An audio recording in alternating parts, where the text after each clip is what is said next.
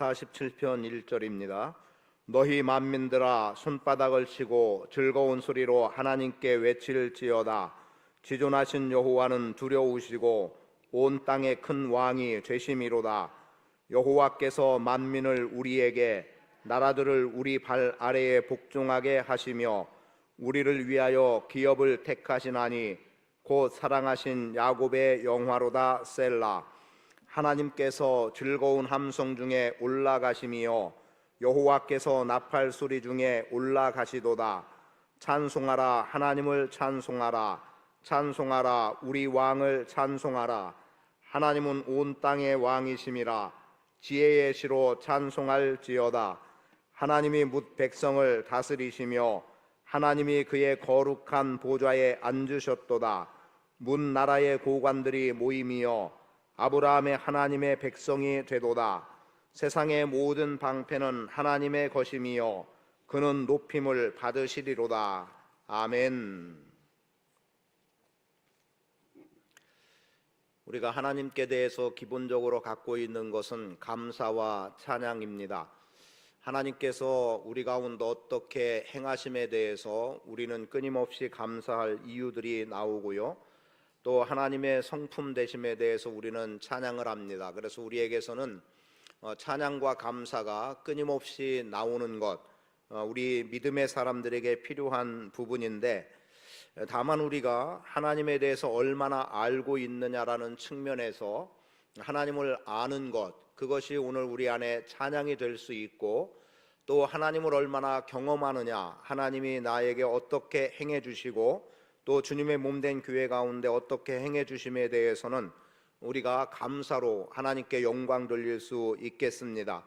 그래서 오늘 내용은 찬송하라고 하는 내용이 주 내용이 되겠지만, 오늘은 조금 방향을 좀 전환해서 왕이라고 하는 것에 중점을 두고 한번 말씀을 이해해 보면 좋겠다 싶은 게, 우리가 왕이신 하나님 앞에 얼마나 찬송하고 영광을 돌리고 또 하나님이 나의 왕됨을 얼마나 인정하고 있는가, 또는 하나님의 왕되심이라고 하는 것이 도대체 내 인생에 무엇인가라고 하는 것들을 이해한다면 우리가 더더욱 하나님을 찬송할 수 있으리라고 믿습니다. 1절에 말씀하고 있는 것은 우리로 하여금 손뼉치며 하나님을 찬송해야 된다는 어떤 당연함 내지는 아주 기본적인 내용이 나오는데, 너희 만민들아 손바닥을 치고 즐거운 소리로 하나님께 외칠지어다 라는 거예요. 어제 연합회 총회 모임이 있어서 한 교회를 방문을 하게 됐습니다. 그 교회는 저희와 같은 지방위에 속해 있다가 분리가 돼서 지금은 같은 지방에는 아니지만, 그때 그 개척을 했던 목사님은 이 학생들을 이렇게 관심의 대상으로 두고 개척을 했어요. 그래서 젊은 학생들이 또 청년들이 좀 교회 안에 그래도 자리하고 있었습니다. 그리고 그 교회는 끊임없이 그러한 교회로 성장을 해왔고, 중간에 또 지금도 어떤 오해를 받고 있는 부분들이 있는 것 같아요, 이야기들을 들어보면. 그런데 왜 그런 오해들이 생길까를 그냥 저는 겉모습으로 보는 거니까, 보여지는 것은 청년들이 많다는 거예요. 그러니까 그 교회는 장년들은 거의 없고 청년들만 많은 겁니다. 결혼한 사람이 전혀 없다는 의미는 아닙니다. 또 그 청년들이 결혼을 하고, 그래서 아마도 대전에서는 청년들의 모임이라고 한다면 몇 번째 손가락 안에 들어갈 정도가 될 텐데, 구성 비율로 본다면 아마 단연 첫 번째 정도가 되지 않을까 싶은 겁니다. 수천 명 되는 교회 같은 경우는 그 수천 명 중에 몇백 명 정도가 말 그대로 청년 정도에 해당이 된다면, 이 교회는 거의 대부분이 수백 명이 다 청년으로 모여졌다고 보아도 될 만한 것 같아요. 그런데 어제 갔더니 입구에서부터 젊은 사람들이 참 많이 있었습니다. 그런데 전도사라고 이름하고 있는 그 전도사들도 여럿 보였고, 나중에 특성화라는데 남자 청년만 20명의 강단에 서서 찬양을 하는 거예요. 그런데 그 찬양하는 모습을 보고 숫자가 많고 적음에 대한 관심보다 그들 목소리가 그렇게 우렁차게 나오고 있다는 것에, 오늘 우리의 찬양이 참 하나님 앞에 드려지기 위함이라고 한다면 물론 바른 곡조, 그래서 음도 잘 맞고 박자도 잘 맞고 하는 것 당연히 필요한 부분이겠는데 소리가 저렇게 나면 좋겠다라고 하는 게 저에게 있어서는 가장 관심이었습니다. 물론 그들은 열심히 많이 준비한 것 같아요. 그래서 가사도 보지 않고 계속 찬양을 했는데 그런데 박자 음정 다 잘 맞았지요. 청년들이니까 더 그럴 수 있다고 봤고요. 그런데 저는 그런 것보다 더 눈에 들어온 것은 큰 목소리였습니다. 큰 목소리. 야, 저렇게 우렁차게 20명이 부르는데 100여 명이 부르는 정도라고 느낄 만큼, 그리고 그들이 다 마이크를 잡고 있었던 게 아닙니다. 중간중간에 몇 명만 마이크를 잡고 있었는데 마이크를 잡은 사람의 목소리가 더 튀어나오는 것도 아니고, 그래서 참 조화 있게 잘하고 있고 모든 찬양하는 사람들의 목소리가 동일하게 나오고 있는구나라는 그러한 생각을 하고, 사실은 그것에 대해서 굉장한 부러움이 저에게는 있었습니다. 아마도 저와 비슷하게 그 찬양하는 모습을 본 목사님들이 있었을 것 같아요. 그래서 사실은 찬양으로 하나님께 영광 돌리는 그 시간에 저는 어떻게 보면 그것을 마치 평가나 하듯이, 물론 판단하고 평가할 목적은 아니었지만 그렇게 보여지는 것에 사실은 더 많은 관심을 갖고 특별 찬양, 축가 찬양하는 그 내용을 접할 수 있었습니다. 그런데 마침 오늘 본문에 보니까 이렇게 기록되고 있는 게 보이잖아요. 손바닥을 치고 즐거운 소리로. 여러분, 즐거운 소리는 작은 소리가 아닌 거예요. 즐거운 소리는 호탕하다고 말해도 될 거고, 즐거운 소리는 큰 소리가 되는 겁니다. 여러분 정말 즐겁고 기쁘고 만족하면 펄쩍펄쩍 뛰면서 소리를 지르는 거예요. 그럼 우리가 하나님 앞에 찬양할 때 그런 모습이 얼마나 보여질까 싶은 거죠. 사실은 이렇게 말하고 있는 저도 저의 성향상 그렇지 못한 부분들이 있기도 하지만, 그것을 조금 다른 면에서 본다면 내가 성령이 충만하지 못한 이유는 아닐까, 내가 하나님의 은혜의 감격에 덜 젖어드는 건 아닐까, 이런 쪽으로도 저 자신의 부족함을 생각해 보게 되는 거죠. 저는 오늘 우리가 본문 말씀에서 하나님을 찬양하는데 큰 소리로 찬양하고 손바닥을 치고 찬양하고 하는 이러한 것들처럼 여러분들 목소리를 힘껏 내서 찬양하는 우리 교회의 모습이면 좋겠다는 게 가장 우선적으로 드는 생각입니다. 그래서 박자 음정 좋아요. 그거 말할 것도 없이 좋겠지만 저는 여러분 각자가 그냥 앉아서 목소리로 조금 나는 정도가 아니라 목을 틔워서 힘있게 찬송하고 큰 소리로 찬송하고, 틀려도 좋다, 박자 안 맞아도 좋고 음정 좀 안 맞아도 좋다, 그런 마음을 갖고, 그 말은 이면에는 자신감을 갖고 힘껏 하나님을 찬양하면 좋겠다, 이런 생각을 하고 먼저 이 말씀을 드립니다. 그러면 온 땅이신 하나님이라고 하는 제목은 왜 잡게 됐냐면, 오늘 본문에서 3번이나 하나님에 대해서 찬송을 받으실 하나님을 왕으로 표현하고 있습니다. 그 가운데 2절의 말씀에 보니까 큰 왕이라고 말하고 있죠. 크시다는 거예요. 이 크심을 다른 말로 말하면 지존하신 하나님이라고 우리가 부르는 것처럼 지존하신 왕인 거예요. 크신 왕이다. 하나님은 작게 비춰지고 또 사람들의 판단에 그다지 별것 아닌 것처럼 보여지는 그런 분이 아니라 사람이 감히 헤아릴 수 없을 만큼의 크시다라고 표현할 수 있는 큰 하나님인 것을 말해주고 있고, 그리고 6절에서는 우리의 왕이라고 말하고 있습니다. 하나님의 왕되심은 나의 하나님의 나의 왕되심이 되는 거기 때문에 그분은 다른 누구의 하나님이 아니라 나의 하나님이고, 그분은 누구의 왕이 아니라 나의 왕이어야 된다는 겁니다. 최소한 개인적으로 주님과의 관계 속에서는 그분이 나의 왕이고 그분이 나의 하나님이다, 하나님은 나의 왕이시다라고, 그리고 그것이 공동체적으로는 우리의 왕이라고 고백될 수 있어야 한다는 거지요. 하나님이 누군가에게만 역사하시고 누군가에게만 보여지고 누군가에게만 경험되는, 누군가에게만 임재하는 하나님이라고 한다면 나와 하나님과의 관계는 아무런 소용이 없는 거예요. 그런데 오늘 우리의 신앙은 철저하게 나와 하나님과의 관계 속에서 나의 하나님이 되심이고 나의 왕이 되심이고, 그분이 나의 삶 가운데 임재하시고 나에게 보여주시고 나에게 말씀하시는 이러한 하나님이 되어야 한다는 면에서 하나님은 우리의 왕이라고 6절에서 말씀하고 있습니다. 그리고 7절에서는 뭐라고 말합니까? 오늘 제목으로 나와 있는 온 땅의 왕이시라는 겁니다. 이 온 땅의 왕이라는 이유는 뭐겠습니까? 하나님은 편협된 누군가에 제한된 하나님이 아니라 하나님이 지으신 모든 만물을 다스리시는 분이다, 또 모든 열방을 통치하시는 분이다라는 측면에서 하나님은 온 땅의 왕이라고 표현되고 있는 것을 보게 돼요. 그러니까 온 땅의 왕이니까 당연히 그분은 크실 수밖에 없는 것이고, 온 땅의 왕이시기 때문에 하나님의 영역 안에 모든 것이 들어가 있는 거예요. 하나님의 품 안에, 하나님의 영역 안에서 조금도 벗어날 자 없는 거고, 조금도 벗어나서 살아갈 자 없다라고 보면 되는 겁니다.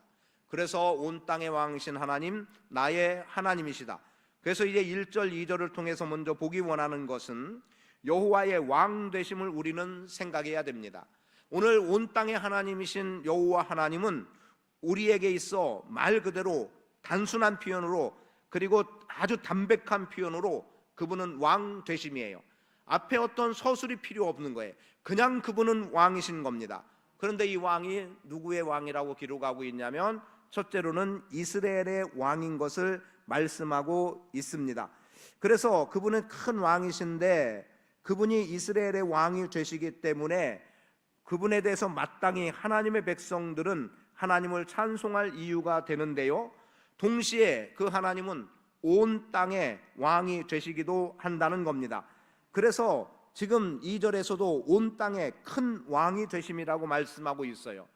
이것은 하나님께서 택한 백성이라고 우리가 규정할 수 있는 이스라엘의 하나님, 그분이 이스라엘의 왕이 되시고, 그리고 온 땅의 큰 왕이 되셨다는 내용은 이방인들에게도 왕이 되신다는 겁니다. 다만 이방인이라고 불려지는 그들은 하나님이 왕임에도 불구하고 왕인 줄 모르고 왕으로 인정하지 않을 뿐이지 하나님의 그들의 왕이 되심이 아니라는 거지요. 왜냐하면 하나님이 창조한 모든 피조물들은 다 하나님께 속해 있는 거예요. 다만 하나님의 백성이라고 불려지는 것은 하나님의 택함도 있지만 그들이 하나님을 하나님으로 인정하느냐라고 하는 겁니다. 지금 여호수아 말씀을 받는 가운데 기브온 족속에 대한 내용 가운데 하나가, 기브온 족속들이 하나님께서 이스라엘 백성들이 출애굽하는 과정으로부터 지금 광야 여정 속에 바산한 시온을 비롯해서 그들을 이기고, 그리고 요단을 어떻게 건너게 하셨고 여리고를 정복하고 아이성을 정복하는 것까지를 기브온 사람들이 접하게 된 거예요. 그리고 그들의 표현 가운데 나의 하나님이라고 말하고 있진 않지만 너희의 하나님 여호수아 이스라엘의 하나님인 것을 분명하게 이야기를 합니다. 그리고 그들은 자신들이 곧 진멸당할 것을 알고 있기 때문에 꾀를 내어서 속여서 어떻게 하고 있어요? 여호수아를 속이고 이스라엘 사람들을 속여서 화친조약을 맺게 되는 거예요. 그런데 비록 속인 것 때문에 되어진 결과물이긴 하지만 그들도 결과적으로는 어느 영역에 속하게 되느냐? 하나님의 백성의 영역에 속하게 돼요. 물론 저주라는 말로 그들에게 종되게 하셨고, 그리고 그 종됨이라고 하는 것이 이스라엘을 위하여 그리고 여호와의 제단을 위하여 라고 하는 내용으로 표현되고 있습니다. 그런데 분명한 것은 그들이 이방 사람이었던 거죠. 진멸당할 백성이었어요. 그들이 하나님께 드려진다는 것은 진멸을 통해서 드려지는 거였어요. 마치 여리고가 그렇게 드려지듯이. 그런데 이들이 이스라엘과 화친이 되었을 때는 그들의 종의 자리로 와서 하나님의 백성의 영역으로 들어와서 그래서 제단을 돕는 일을 하게 만들었던 것을 보게 되죠. 물론 그들의 신분은 종이라는 신분으로 있습니다만 분명한 것은 그들도 이스라엘의 공동체 안에 머무르는 자가 되더라는 겁니다. 그래서 이들이 이스라엘과 화친했다는 이야기를 듣고 예루살렘 왕을 비롯해서 여러 왕들이 연합을 해서 기브온을 칠 때 어떤 일을 보게 됩니까? 기브온이 도움을 요청하죠. 여호수아에게 도움을 요청합니다. 지금 저들이 우리를 공격해서 우리가 패할 수밖에 없습니다. 그러니 속히 우리를 도와달라는 거죠. 거기에 하나님은 함께하겠다고 약속해 주시고 여호수아 이스라엘 백성들이 길갈의 진영에서 속히 올라가서 빠르게 올라갔다고 말해요. 그리고 그들의 대적들과 싸워서 이기는 내용을 보게 됩니다. 이기게 하신 이유가 뭐예요? 지금 기브온 백성들도 같은 공동체 안에 들어온 자라는 것을 분명하게 보여주고 있는 겁니다. 그래서 하나님 안에 들어오는 사람들은 모두가 다 하나님의 백성이 되는 것이고 하나님의 다스림을 받는 사람들이 되는 거예요. 그래서 여호와의 왕 되심은 당신의 택한 백성이라고 불려지는 이스라엘만의 왕이 아니라 온 땅의 큰 왕으로 이방 민족까지도 그들이 주님의 이름을 부르면 하나님은 그들이 당연히 왕됨이라고 하는 것이 선언되어지고 왕이 되었다는 것은 마지막 구절로 말씀을 드리긴 하겠습니다만 결국 하나님의 보호 아래 들어가게 된다는 것을 말씀하고 있습니다. 왕은 오직 하나님 한 분뿐입니다. 그분은 우리를 창조하셨고 그분은 우리에게 구원의 은혜를 베풀어 주셨고 그리고 이 창조의 은혜와 구원의 역사는 누구에게나 해당되고 누구에게나 적용되게 되는 거예요. 그래서 여호와의 왕 되심에서 첫째 이스라엘의 왕이다. 그리고 이방인을 포함한 모든 열방의 왕이다. 그래서 하나님은 온 땅의 크신 왕이라는 것을 여러분들이 믿음으로 받게 되기를 축복합니다. 두 번째는 여호와의 다스리심을 보게 되는 거죠. 그분의 통치하심입니다. 3절의 말씀에 보니까 여호와께서 만민을 우리에게 나라들을 우리 발 아래에 복종하게 하시며 라고 말씀하고 있어요. 그리고 그 외에도 하나님께서 그들을 다스린다는 내용으로 8절에서 하나님이 뭇 백성을 다스리시며 하나님이 그의 거룩한 보좌에 앉으셨도다. 보좌에 앉았다는 것은 통치하시는 분입니다.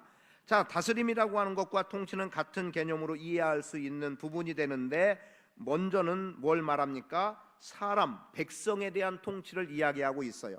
그래서 뭐라고 말해요? 만민을 통치하시는 분이라고 말씀하고 있는 겁니다. 여러분, 뭇 백성을 다스리신다. 하나님은 사람을 다스리는 분이에요. 하나님의 통치의 영역, 주권의 영역은 첫 번째로는 사람에게 향하고 있음을 알아야 됩니다. 그래서 구약에서 보여주는 가장 중요한 것은 하나님의 관심은 사람이었고 그 사람이 바로 택한 백성 이스라엘이 되었던 거고요. 두 번째로 본문에서 말씀하고 있는 여호와의 다스림, 통치, 주권 안에 있는 것은 나라들이었습니다. 땅의 개념이라고 말을 해도 좋겠습니다. 그래서 하나님은 다스리는 위대한 왕이시고 이방 민족들도 통치하시는, 그래서 사람과 땅을 다스리고 통치하시는 분이다. 그래서 하나님의 영역 안에 들어가지 않는 사람이 없고 하나님의 영역 안에 들어가지 않는 땅이 없다. 그래서 온 세계는 다 하나님의 것이라고 말씀하고 있는 겁니다. 그러면 하나님의 것이면 어떻게 해야 되겠어요? 당연히 하나님의 다스림을 받아야 되는 거죠. 여러분, 하나님의 다스림을 받는다는 것에는 하나님의 보호를 받는다는 것과 똑같은 겁니다. 왜냐하면 왕은 늘 표현하고 있듯이 책임이에요. 백성에 대한 책임, 돌봄이 있기 때문에 하나님께서 통치하신다, 하나님께서 다스리신다, 하나님의 주권하에 있다, 이것은 다 하나님의 보호하심을 받게 되는 겁니다.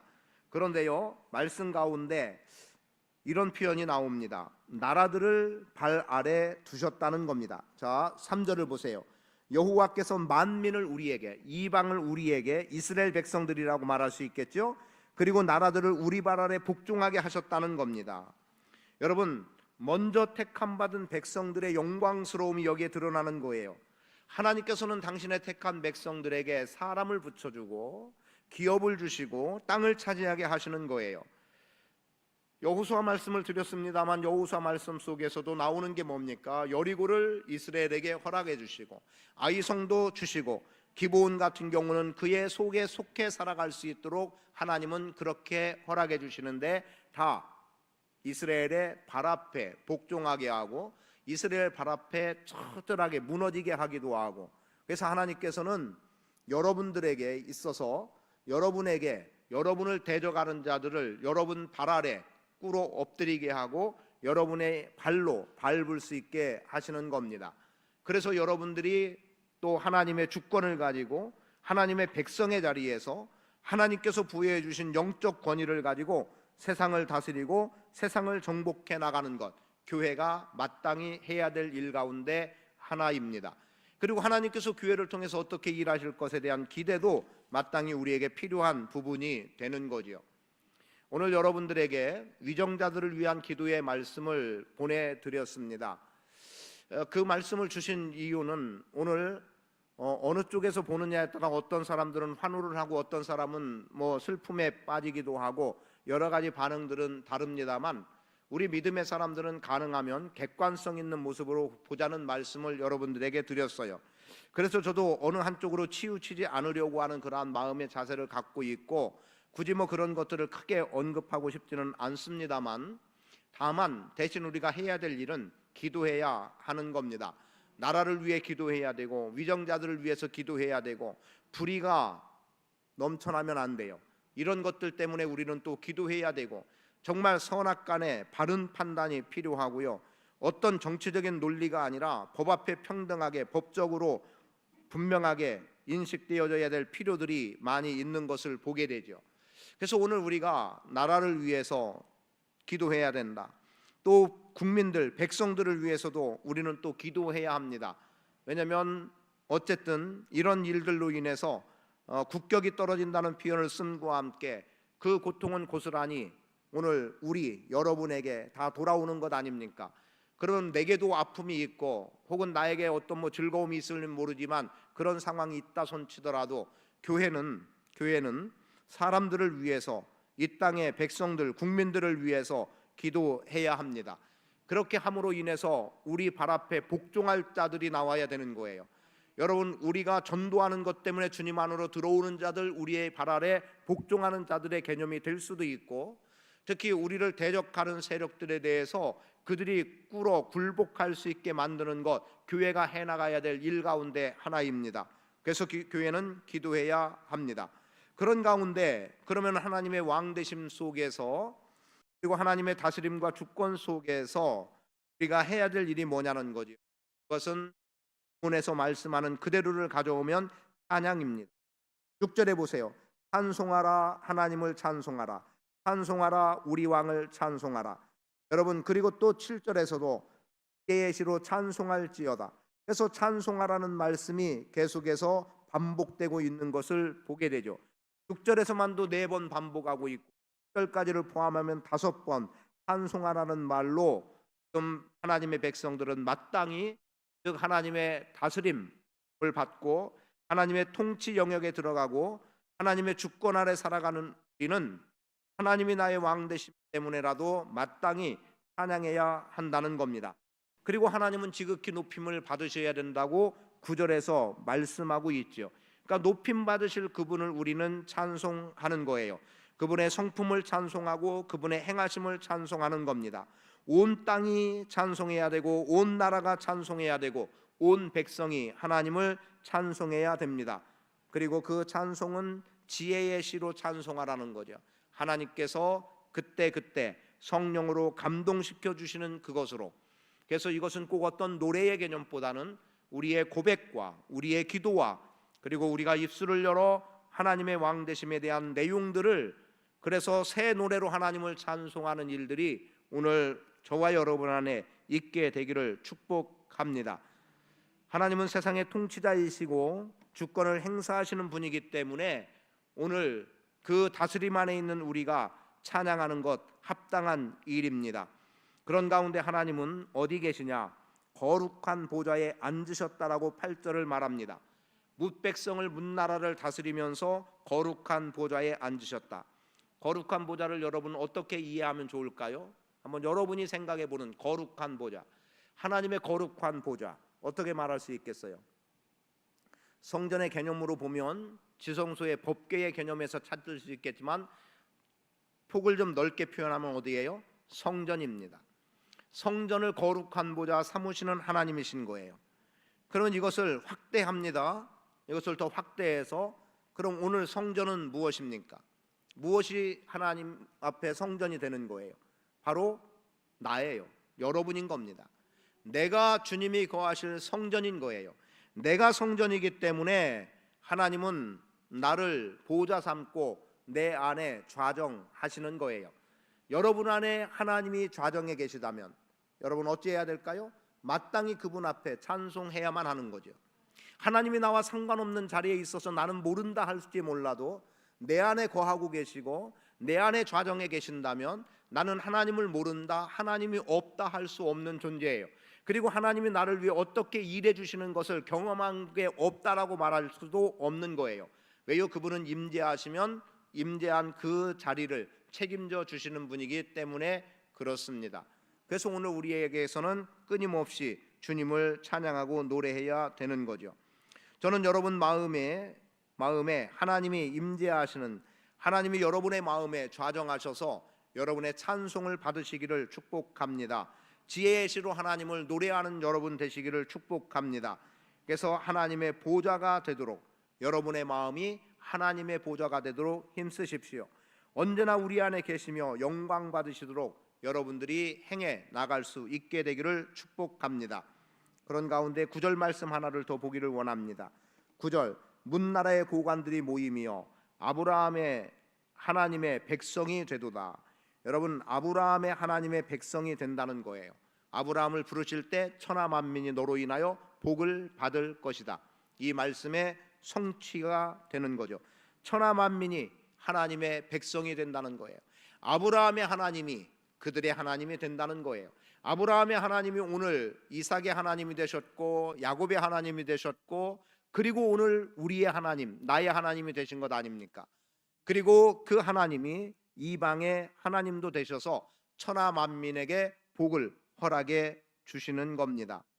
이 말은 달리 말하면 모두가 다 하나님의 것이다 라고 보면 되는 겁니다. 그런 가운데 또 하나 말씀이 뭐라고 기록되고 있어요? 세상의 모든 방패는 하나님의 것이다 라고 말해요. 방패, 말 그대로 방패입니다. 그런데 방패가 하나님께 된다니요? 이게 무슨 말이겠어요?